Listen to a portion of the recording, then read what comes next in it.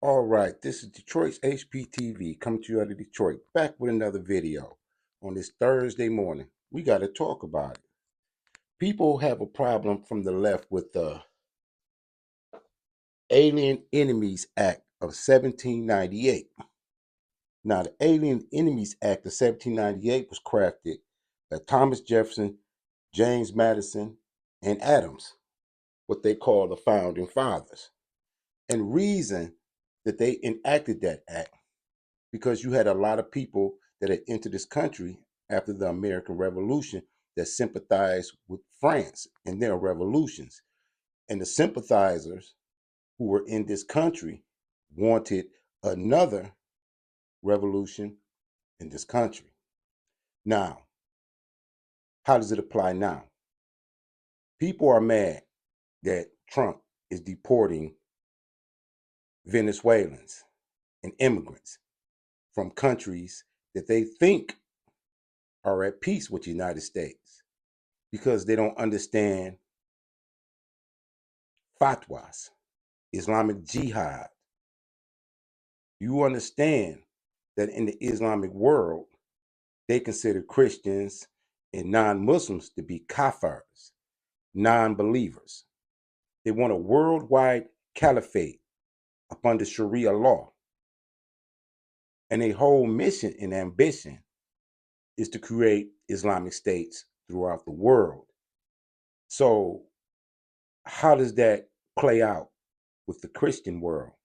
How does that play out with the left's LGBT community, where in Islamic countries, same gender marriages can be punished with taking your life? All the liberalism on the left is banned and outlawed in Islamic countries. So why is the left so adamant about leaving the borders open for these people who are ideologically opposed to American culture?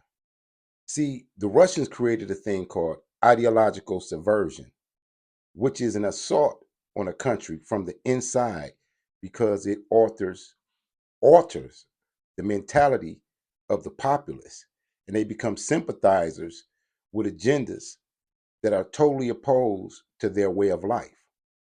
It's a form of inclusion that will destroy what is presently established in certain communities in certain parts of the world. So with the Venezuelans, they have found out that a lot of their leaders who are socialists have been using narco terrorism, which is almost like weaponized chemical poisoning for a populace. When you think that over 300,000 people in this country have lost their lives to fentanyl, wouldn't you want to shut that border and those tunnels that allow the fentanyl to come in this country? And if you see that under the Biden administration, they removed Fahd or King Saud over there in Syria, and now that country is going through a purge of Christians. Yes, they're taking the lives of Christians who won't submit to Islamic authority and renounce their religion. So in this country, that's a very dangerous narrative because you have ideologies like fatwa and worldwide caliph and jihad, and you have narco terrorism. And these countries are already ideologically at war with the United States. So why wouldn't you use the Enemy's Alien Act of 1798 to deport these people? Because they're almost the equivalent of sleeper cells in our country that can be activated at any given time, which is a threat to national security. And the narco terrorism that's coming from South America is very destructive to our communities through fentanyl, the opium crisis, and different things. But these things are orchestrated by the socialists and the Islamists in other countries to actually collapse the American government. So you see the left who has embraced this inclusion and is fighting Trump tooth and nail, and you may wonder why, considering the history. I want you to watch these two clips with me, and we're going to talk about it. So, this for fair use under the 1976 Copyright Act for Education and Commentary. I want you to see what this mullah says about the left in America and pay close attention.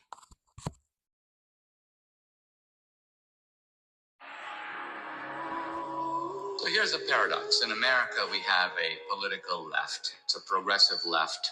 As you know, it's sexually permissive. And this political movement appears strangely allied with radical Islam. Can you explain this? When I was an extremist, Islamist, fundamentalist, I would only vote left. Why is that? I saw them as very stupid. I would fear the conservatives because they come with principle. That's not someone they can brainwash. But the left, I know they have no values and no principles to begin with. I dare you to find one Islamic extremist that votes for Donald Trump. Never do it.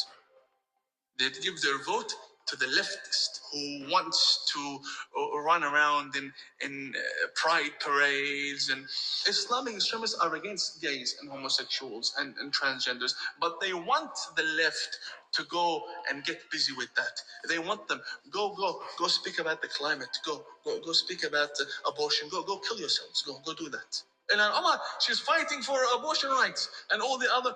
My body, my choice. Yes, go do that. Go do it. But would she have an abortion? Never. Never. Would she kill a Muslim in her stomach? Never. What is the fundamentalist and jihadi agenda for America? The future of America has to be Muslim.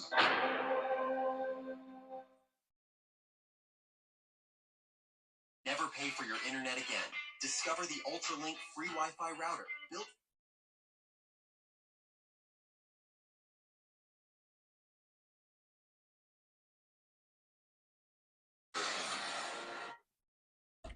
What do you think about that?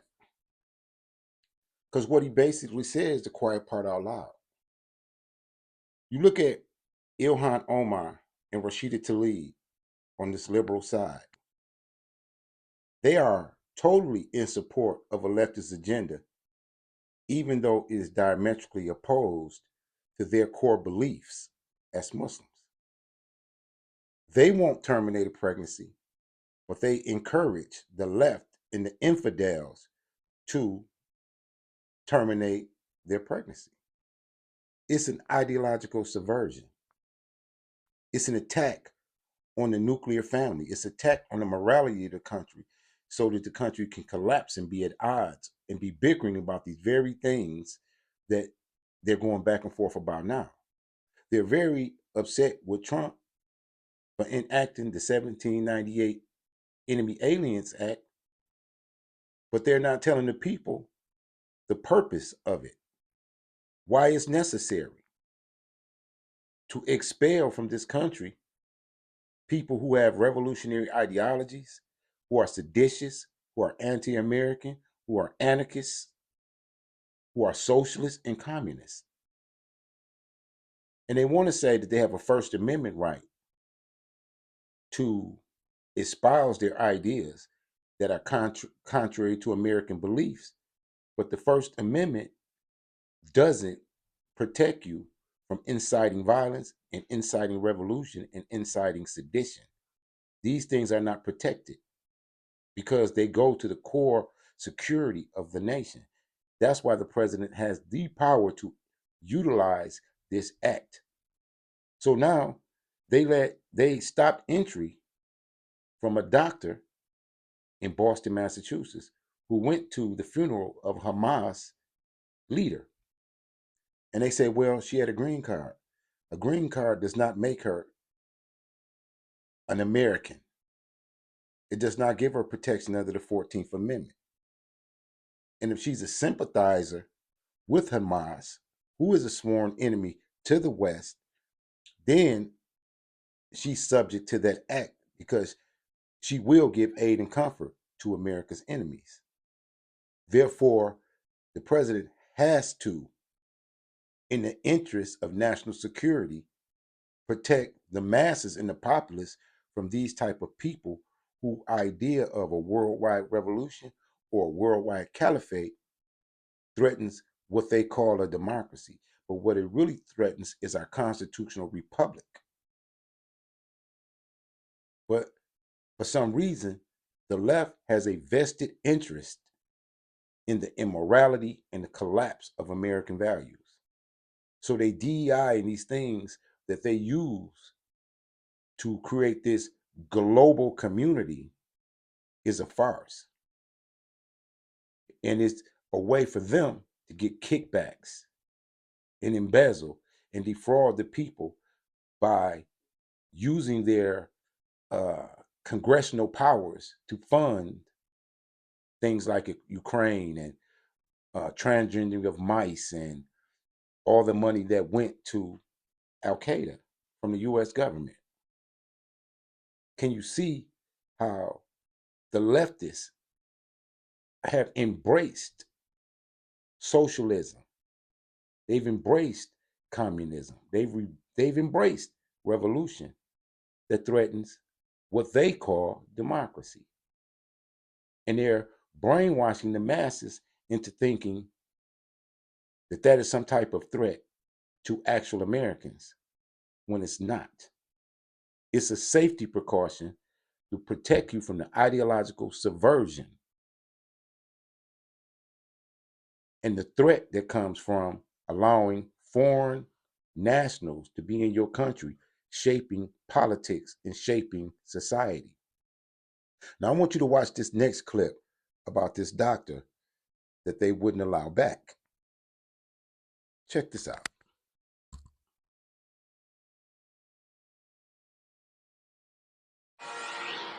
Every day now, we're approving visa revocations. If you tell us when you apply for a visa, I'm coming to the U.S. to participate in pro-Hamas events, that runs counter to the foreign policy interest of the United States of America. It's that simple. So you lied. You came. If you had told us that you were going to do that, we never would have given you the visa. Now you're here. Now you do it. So you lied to us. You're out. It's that simple.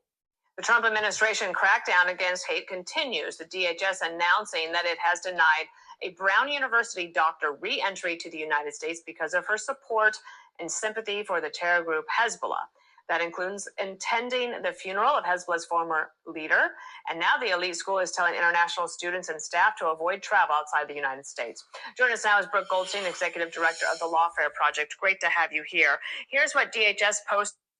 So now, let me interject. And let me get this correct. People in the United States have a problem with Trump denying entry to somebody who supports Hezbollah.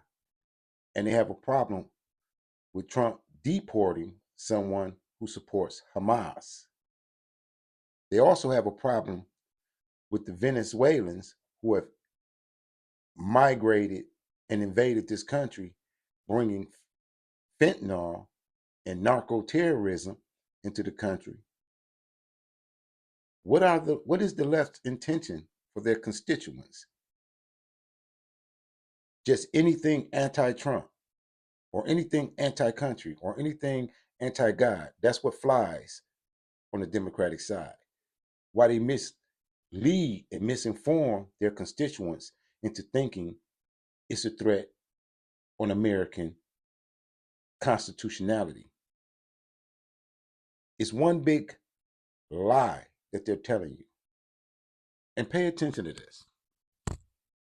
About Dr. Alawiya, that last month she traveled to Beirut. She attended the funeral of Hassan Nasrallah. He was, of course, a brutal terrorist who led Hezbollah, responsible for killing hundreds of Americans over a 4-decade terror spree. Alawiya openly admitted to this to CBP officers, as well as her support of Nasrallah. A visa is a privilege, not a right, and goes on to say what Rubio said. How does the government fare on this one, Brooke? I think very well. I don't think there could be a stronger case not to allow someone entry into this country if they've provided allegedly material support to a designated terrorist group. And I think all of the arguments about free speech are very dangerously and intentionally misleading. You do not have a free speech right to come into this country after attending the funeral of a terrorist leader that has participated in multiple attacks that have killed American citizens. You know, I'm so concerned with Brown University's response here. They are advising their own students not to travel, and they've released a statement saying they're concerned about the pipeline. Let me put this up on the screen. So this is Brown University, and a letter to students yesterday was reported widely that we understand that many in our community are feeling a great deal of uncertainty and anxiety. Out of an abundance of caution, we encourage international students, staff, faculty, and scholars, including U.S. visa holders and permanent residents or green card holders, to consider postponing or delaying personal travel outside the United States. So they put the chill on. I want to ask you one thing, though. So Eloise, as I understand it, she did attend the funeral. She said that to DHS, but is attending a funeral considered material support?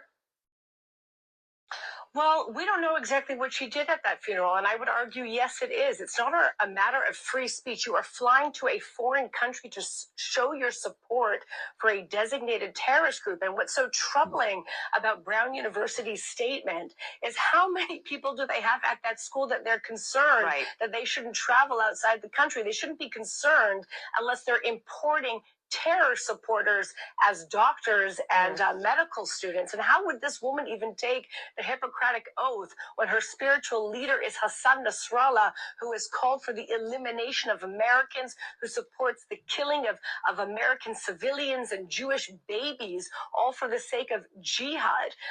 It's insane what's going on at this university. They should be concerned about the process by which they're vetting the people that they are bringing into this country. I think the media coverage is also interesting. Look at these headlines. It's just a variety from PBS, NBC, and The Independent. You know, the headlines don't get you into the whole story, but a lot of people just read the headlines, and it says the professor was deported without explanation or despite having valid visa. And they're not getting, you know, if you're just scanning the headlines, you might think that this is some sort of rogue operation. This was specific, and she had deleted the photos on her phone in anticipation of there being questions about it. Let me give you the last word. Well, the truth is she wasn't so much deported as she was denied entry. She was never really allowed into this country. And the question is, what do we want this country to look like? Do we want a country? We cannot have a country if we have complete open borders and there's no vetting and we're allowing terrorist supporters in our country. All right, Brooke Goldstein, lots of moving parts today. We appreciate you helping us this morning. Thank you.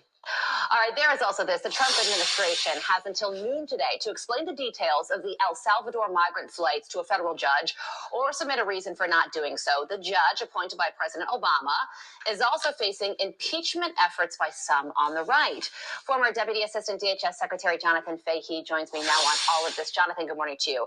So the latest on this is that the judge wants the Trump administration to answer a bunch of questions by noon today. How many people were on these flights? How many flights were there? Where did they land? But the point is that the Trump administration is now having to fight in court to get gang members out of this country. So legally, how do you see this playing out? Yeah, that's a great point, that they are having to fight to kick out gang members. Here's how I expect it to play out. The Trump administration may lose the issue with this district judge who already seems predisposed to rule against them, but they're ultimately going to win in the appellate court and ultimately the Supreme Court if it goes that far, because this Alien Enemies Act gives the discretion to the president to make these decisions to decide if this is an alien incursion and to remove them. The whole purpose of the act was to do this without judicial review, without courts being involved. And, you know, I think the White House has discussed this. If they had to put every deportation of a gang member, of somebody that was invading our country in front of a district judge, you couldn't even repel these people. And the very big point is, all of this happened because the Biden administration flew all of these people in or brought them in from Venezuela, knowing that many of them were probably gang members and not even vetting for that. So they created this issue, and that was sort sort of part of the game is to bring in so many people that deportation becomes just overwhelmingly burdensome. But ultimately, to your question, the Trump administration will ultimately win this issue because discretion is given to the executive branch in this type of issues of war, issues of national security. Yeah, and also on the deportation front, Jonathan, a Brown University assistant professor here on an H-1B visa has been deported after she traveled to Lebanon last month to attend a funeral for the leader of Hezbollah, Hassan Nasrallah, who is responsible for killing hundreds of Americans. DHS posted this on X, saying that she openly admitted to this to CBP officers, as well as her support of Nasrallah. A visa is a privilege, not a right. Glorifying and supporting terrorists who kill Americans is grounds for visa issuance and to be denied. This is common sense security. But there is going to be a legal fight for this woman's future. So how do you see this one playing out? I think this plays out the exact same way because the visa process, the discretion is given to the Secretary of State on issuing visas or revoking visas without judicial review. So ultimately, they will be successful. And think about what they're doing here. They're deciding not to admit someone because she had traveled abroad and was coming back. If they see ties to a terrorist organization or things like that, they have a national security responsibility to keep people like this out. And it is pretty remarkable. You see the support for her at Brown University and other places more broadly. And it's kind of funny that there's more support for people that support, terrorist organizations than there are for people that support Donald Trump or somebody like that, which is really disgraceful if you think about it. Yeah, and Democrats have openly admitted that they're searching for a leader and a message. And from a messaging standpoint, over the past week, it has been that they're fighting to keep known gang members and Hamas and Hezbollah sympathizers in this country, which is not a winning strategy.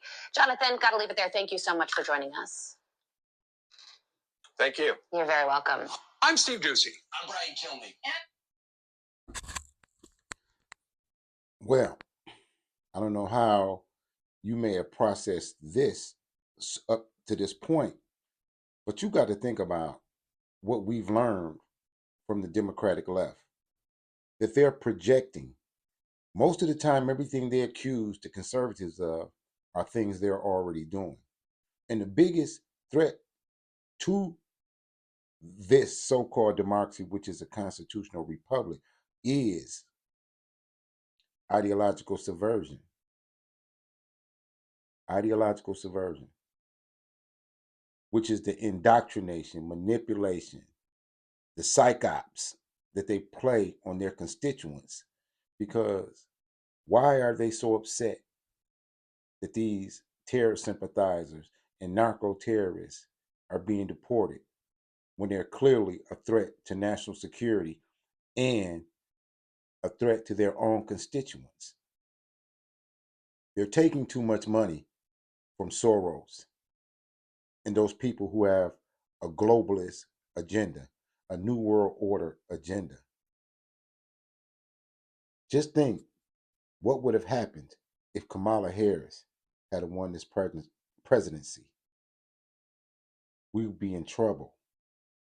We wouldn't have survived another 4 years of a liberal Biden type administration. I want you to think about what the first mullah said, or Ayatollah, whatever. Well, he's not an Ayatollah, he's probably a mullah or imam. He's telling you why people like Ilhan Omar and Rashida Tlaib joined the Democratic Party. It's subversive. It's subversive. It's to undermine this culture and to enter in what they consider a worldwide caliphate with Sharia law and fatwas and jihad and all these things, while at the same time you're fighting narco-terrorists who have socialist inclinations. You better be thankful that somebody is actually deporting these people before they are activated and you see chaos all around this country. Well, this is Detroit's HPTV signing to you out of Detroit. As always, salute to all patriots, and y'all keep y'all head on the swivel, like, share, and subscribe, but pay attention. Peace.